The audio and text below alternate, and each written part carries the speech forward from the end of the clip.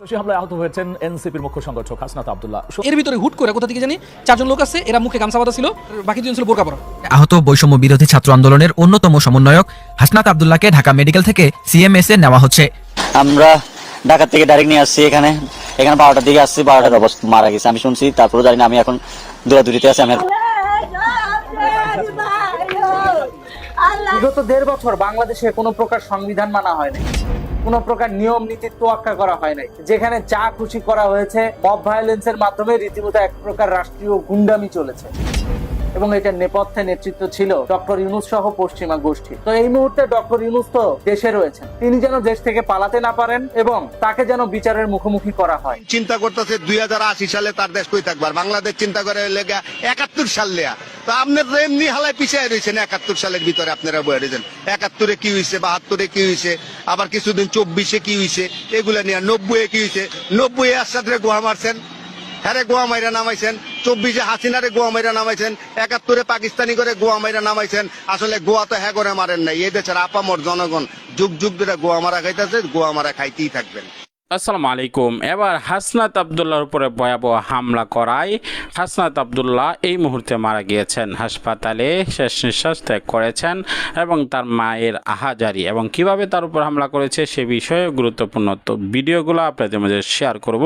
না টেনে লাইক করে এই ভিডিওটি শেষ পর্যন্ত দেখার অনুরোধ করছি। বাংলাদেশে কোনো প্রকার সংবিধান মানা হয় নাই, কোনো প্রকার নিয়ম নীতি তোয়াক্কা করা হয় নাই, যেখানে যা খুশি করা হয়েছে মব ভায়োলেন্সের মাধ্যমে রীতিমতো এক প্রকার রাষ্ট্রীয় গুন্ডামি চলেছে এবং এটার নেপথ্যে নেতৃত্ব ছিল ডক্টর ইউনূস সহ পশ্চিমা গোষ্ঠী। তো এই মুহূর্তে ডক্টর ইউনূস তো দেশে রয়েছেন, তিনি যেন দেশ থেকে পালাতে না পারেন এবং তাকে যেন বিচারের মুখোমুখি করা হয়। 666 কোটি টাকা গ্রামীণ ব্যাংকের কর যেটা তিনি মওকুফ করেছেন, সেটা যেন রাষ্ট্রপতির নির্দেশক্রমে বাতিল করা হয় বা রাষ্ট্রপতির আদেশক্রমে বাতিল করা হয়। কেন বলছি এই কথা? একটা মানুষের কতটা সম্পদ থাকলে 1200 কোটি টাকা ট্যাক্স বকেয়া হয়, সেটার মধ্যে আদালতের চাপে কিছুটা পরিশোধ করার পরেও যখন 666 কোটি টাকা অবশিষ্ট ছিল, তখন এই ডক্টর ইউনূস রাষ্ট্রের সেই টাকা ফাঁকি দিয়ে নিজের ক্ষমতা এবং মব ভায়োলেন্সের পেশি শক্তি ব্যবহার করে এই 666 কোটি টাকা মওকুফ করে নিয়েছিলেন। এটা রাষ্ট্রের টাকা, এটা জনগণের টাকা, এটা মওকুফ করার কোনো সুযোগ নাই। জনগণের ট্যাক্সের টাকায় কারো কোনো স্বেচ্ছাচারিতা কিংবা আগ্রাসন মেনে নেওয়া হবে না।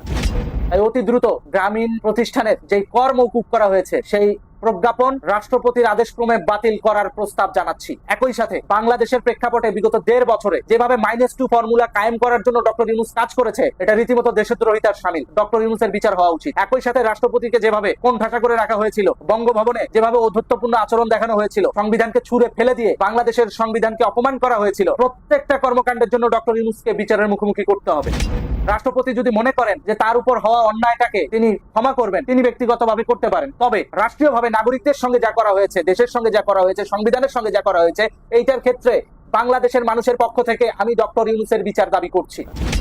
শুধু তাই না, রাষ্ট্রপতির আদেশক্রমে বিগত 1.5 বছরে যত নিয়োগ হয়েছে, প্রত্যেকটা নিয়োগ বাতিল করার জন্য রাষ্ট্রপতির আদেশনামা বাস্তবায়ন করার দাবি জানাচ্ছি।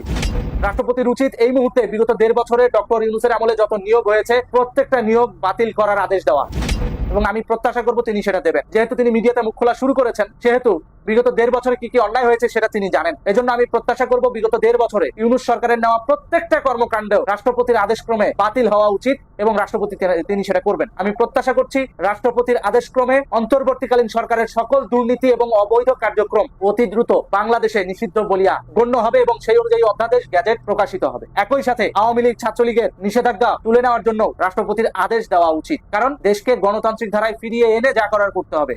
এটা করলে রাষ্ট্রপতির দলপ্রীতি হবে না, এটা করলে বাংলাদেশের গণতন্ত্রের ধারাটাকে টিকায় রাখার একটা নতুন বন্দোবস্ত সাংবিধানিকভাবে পুনঃস্থাপিত হবে। বিগত 1.5 বছরে যত অন্যায় হয়েছে, দুর্নীতি হয়েছে, যত ডিল হয়েছে, রাষ্ট্রবিরোধী যত চুক্তি হয়েছে, প্রত্যেকটা চুক্তি বাতিল করার উদ্যোগ নেওয়া উচিত, কারণ বাংলাদেশের স্বার্থ সবার আগে। আর বর্তমান সরকারের তো ট্যাগলাইনই হচ্ছে সবার আগে বাংলাদেশ। তাহলে সবার আগে যদি বাংলাদেশ হয়, বাংলাদেশ বিরোধী সকল ষড়যন্ত্রমূলক চুক্তিগুলো রাষ্ট্রপতির আদেশক্রমে বাতিল করা বাঞ্ছনীয়। কোনো কিন্তু নাই এই জায়গায়। নারায়ণগঞ্জে ইসলামী যুব আন্দোলন বাংলাদেশের যুগ্ম সাধারণ সম্পাদক জাহিদ হাসান বুলবুলকে কুপিয়ে হত্যার প্রতিবাদে মহাসড়ক অবরোধ করে বিক্ষোভ করছেন নেতাকর্মীরা। সকালে মদনপুর এলাকার ঢাকা চট্টগ্রাম মহাসড়কে টায়ার জ্বালিয়ে অবরোধ করেন তারা। এতে দেখা দেয় দীর্ঘ যানজট। হত্যাকাণ্ডে জড়িতদের দৃষ্টান্তমূলক শাস্তির দাবি জানান বিক্ষোভকারীরা।